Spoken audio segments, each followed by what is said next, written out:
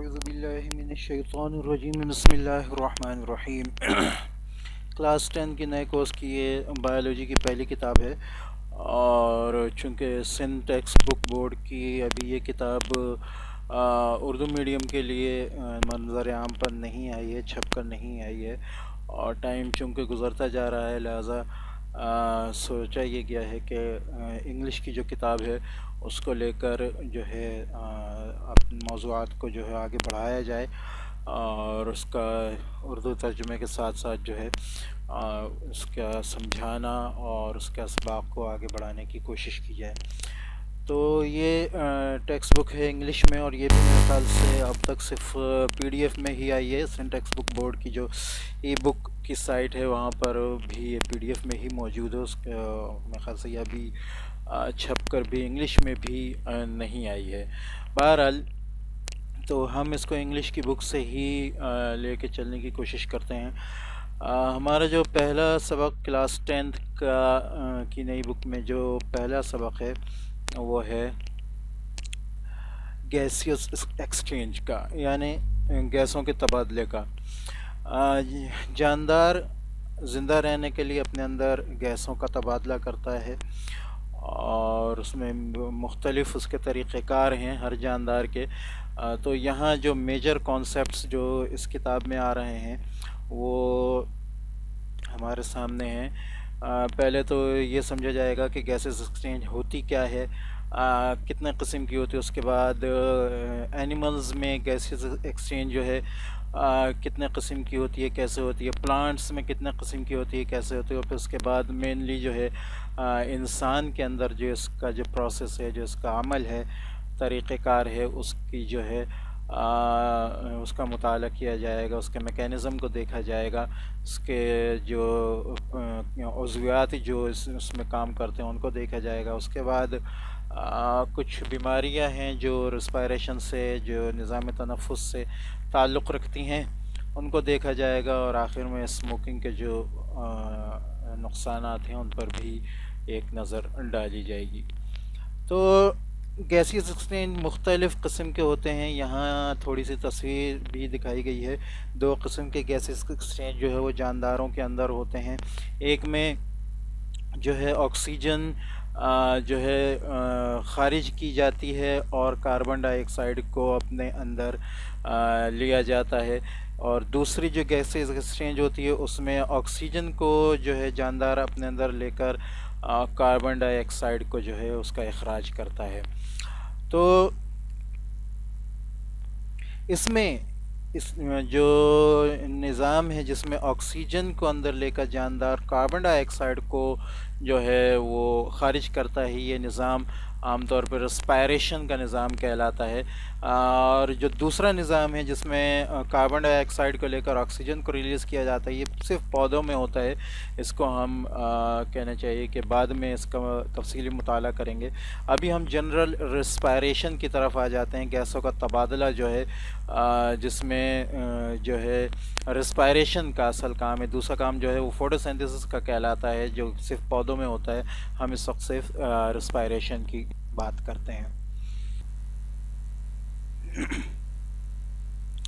تو گیسوں کا تبادلہ جو کہنا چاہیے کہ جانداروں کے اندر ہوتا ہے، جس کو ریسپائریشن کا عمل کہا جاتا ہے، اس میں جو ہے وہ آکسیجن اپنے جسم کے اندر لیتا ہے جاندار، اور کاربن ڈائی آکسائڈ کو جسم سے خارج ہوتا ہے۔ گیسوں کا تبادلہ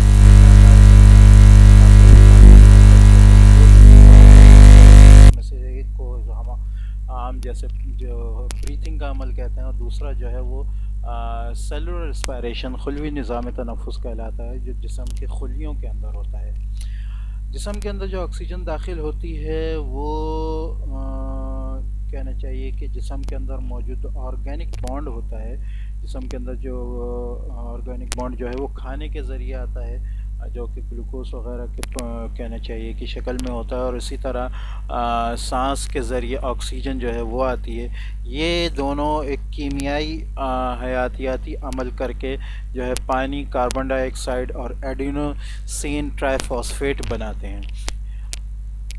ٹھیک ہے، تو یہ جو ہے اس میں C6H12O6 جو گلوکوز کا جو یہ بانڈ ہے، آرگینک بانڈ ہے، یہ کہنا چاہیے کہ یہ کھانے کے ذریعے آتا ہے، آکسیجن جو ہے سانس کے عمل کے ذریعے آ رہی ہوتی ہے، یہ دونوں کیمیکل ریئیکشن کر کے بایو کیمیکل جو ہے وہ بناتے ہیں۔ اور یہ جو ہے یہ خاص ہوتا ہے خلیوں کے اندر ہے، اور خلیوں میں جو یہ رسپائریشن کا عمل کر رہا ہوتا ہے، یہ مائٹوکونڈریا اور سائٹوپلازم کر رہے ہوتے ہیں، اور اس کے ذریعے جو ہے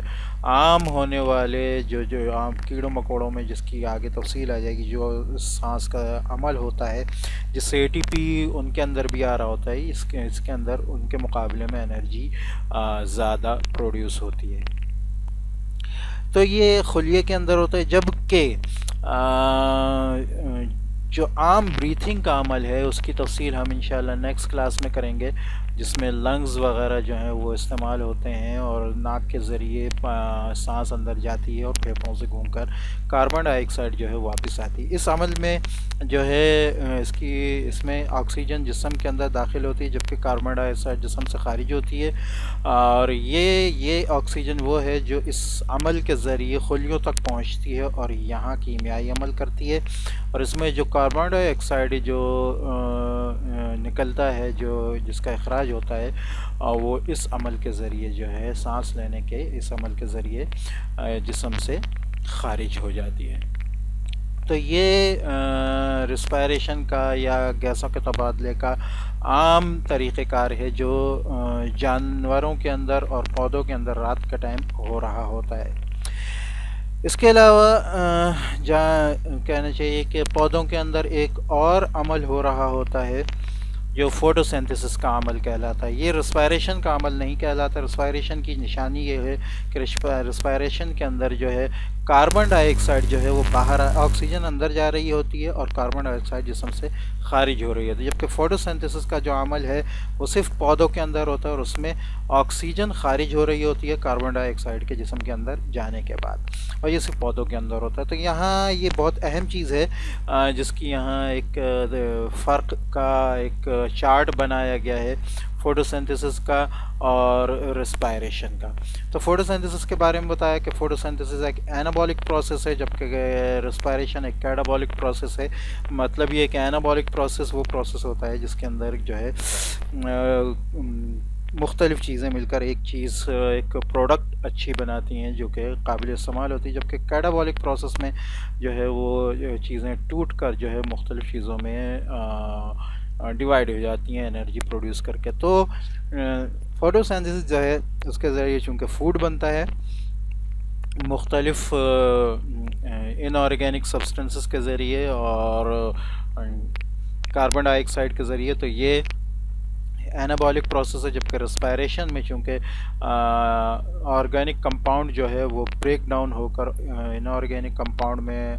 بدل جاتا ہے اور کاربن ڈائی آکسائڈ ریلیز ہوتی ہے، تو یہ کیٹابولک پروسیس ہے۔ اس کے بعد فوٹو سینتھسس جو ہے وہ مختلف فوڈ پارٹیکلز کو جو ہے لے کر جو ہے کھانا تیار کرنے کا اپنا کہنا چاہیے فوڈ تیار کرتا ہے پودا، جبکہ رسپائریشن کے اندر جو ہے جو فوڈ جانور کے جسم کے اندر جا رہا ہوتا ہے اس کو مزید توڑ کر جو ہے انرجی حاصل کی جاتی ہے۔ اچھا، فوٹو سینتھسس کا جو عمل ہے وہ لائٹ چاہتا ہے، جبکہ رسپائریشن جو ہے اس کے لیے لائٹ کی ضرورت نہیں ہوتی۔ یہی وجہ ہے کہ فوٹو سینتھسس کا عمل جو ہے پودوں کے اندر صرف دن کا ٹائم ہو رہا ہوتا ہے۔ اچھا، اس کے علاوہ فوٹو سینتھسس جو ہے وہ پلانٹس کے اندر ہوتی ہے، اس لیے کہ اس کے لیے وہ گرین پگمنٹ بہت ضروری ہے جو کہ پلانٹس کے اندر ہوتا ہے، کلوروفل، اور وہ اینیملز کے اندر نہیں ہوتا۔ اچھا، دوسری یہ کہ فوٹو سینتھسس میں کاربن ڈائی آکسائڈ جو ہے وہ استعمال ہو رہی ہوتی ہے، آکسیجن باہر نکل رہی ہوتی ہے، جبکہ رسپائریشن میں جو ہے آکسیجن استعمال ہو کے کاربن ڈائی آکسائڈ جو ہے وہ ریلیز ہو رہی ہوتی ہے۔ اور یہ جو ہے فوٹو سینتھسس کا عمل جو دن کا ٹائم ہوتا ہے، جبکہ رسپائریشن کا عمل جو ہے وہ دن میں کسی بھی ٹائم وہ کسی بھی وقت ہو سکتا ہے، رات اور دن میں۔ تو یہ بنیادی فرق ہے فوٹو سینتھسس اور رسپائریشن میں۔ اس کے بعد یہاں اسٹومیٹا کے بارے میں بتایا گیا ہے جو کہ فوٹوسینتھسس کے دوران ایک بہت ہی اہم چیز ہے، جس کے ذریعے جو ہے گیسوں کا اخراج اور گیسوں کا ادخال ہوتا ہے جو پلانٹس کے اندر، پودوں کے اندر۔ تو اس میں جو ہے یہ اسٹومیٹا جو ہے یہ ایپیڈرمس پہ ہوتے ہیں، لیوز کے۔ ایپیڈرمس جو ہے وہ کسی بھی پودے کا جو ہے اوپر کی اور نیچے کی لیئر کہلاتی ہے۔ اپر ایپیڈرمس اوپر کی اور نیچے کی لوور ایپیڈرمس۔ اس میں جو ہے چھوٹے چھوٹے سوراخ ہوتے ہیں جو گارڈ سیلز کے درمیان ہوتے ہیں، یہ دونوں گارڈ سیلز ہیں، ان کے درمیان چھوٹے چھوٹے سوراخ ہوتے ہیں جس کے ذریعے کاربن ڈائی آکسائڈ جو ہے پودوں کے اندر جاتی ہے فوٹوسنتھسس کے دوران، اور آکسیجن جو ہے ان کے جسم سے باہر آتی ہے۔ یہ جو گارڈ سیلز ہیں ان کے اندر بھی کلوروپلاسٹ موجود ہوتا ہے، اور یہ اس کے اندر ویکیول بھی موجود ہوتا ہے جس کی وجہ سے ان کے اندر سختی پیدا ہوتی ہے، اور سختی کی مدد سے یہ اپنے جو ہے یہ سوراخ لینے کے سوراخ بنانے اور چھوڑنے کے عمل کو جاری رکھتے ہیں، اور کاربن ڈائی آکسائڈ جو ہے تو یہ کاربن ڈائی آکسائڈ اس کے اندر جاتی ہے، اور آکسیجن جو ہے فوٹوسنتھسس کے عمل کے دوران اس سے باہر آتی ہے۔